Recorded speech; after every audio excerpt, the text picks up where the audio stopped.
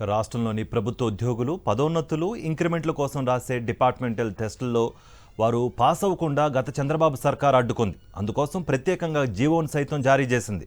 YS Jagan ప్రభుత్వం వచ్చేదాకా APPSC ద్వారా నిర్వహించిన అన్ని డిపార్ట్మెంటల్ టెస్టుల్లోనూ గరిష్టంగా 4 నుంచి 6% మాత్రమే పాస్ అయ్యారంటే ప్రభుత్వ ఉద్యోగులపై చంద్రబాబుకున్న ప్రేమ ఏ పాటిదో అర్థం చేసుకోవచ్చు.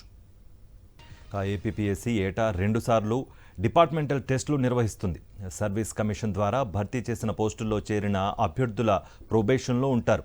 వారి ప్రొబేషన్ పూర్తవ్వాలంటే సర్వీస్ టెస్ట్ పాస్ అవ్వాలి. ఫెయిల్ అయితే వారు ప్రొబేషన్లోనే కొనసాగుతారు. టెస్ట్ పాస్ అయిన వారు మాత్రం సీనియారిటీలోకి వెళ్ళిపోతారు.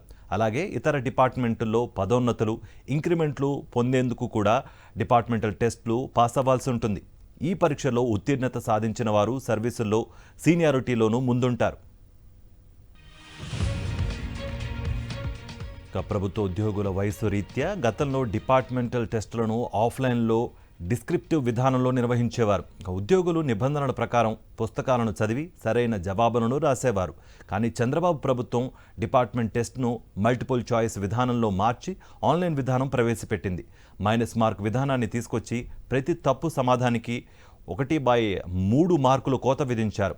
దీంతో పెద్ద వయసులో ఉన్న ఉద్యోగులు ఆన్లైన్ మల్టిపుల్ చాయిస్ విధానంతో ఇబ్బందులు ఎదుర్కొన్నారు. దేశంలో ఏ రాష్ట్రంలో లేని ఈ విధానంతో 2017-19 సంవత్సరాల మధ్య తాము ఇంక్రిమెంట్లు ప్రమోషన్లు కోల్పోతున్నామని, నెగిటివ్ మార్కుల విధానం రద్దు చేయాలని ఉద్యోగ సంఘాలు కోరాయి. అయినా నాటి చంద్రబాబు ప్రభుత్వం పట్టించుకున్నది లేదు. వైఎస్ జగన్ ప్రభుత్వం వచ్చాక డిపార్ట్మెంటల్ పరీక్షల్లో మార్కులను తొలగించాలని అభ్యర్థిస్తూ ప్రజాప్రతినిధులు, ఉపాధ్యాయ, ఉద్యోగ సంఘాలు సర్వీస్ కమిషన్కు అనేక విజ్ఞప్తులు అందాయి. దీనిపై సమగ్రంగా అధ్యయనం చేసిన అనంతరం ఉద్యోగులకు మేలు చేసేందుకు మార్కుల విధానం రద్దు చేస్తూ జీవో నెంబర్ 101ని జారీ చేసింది.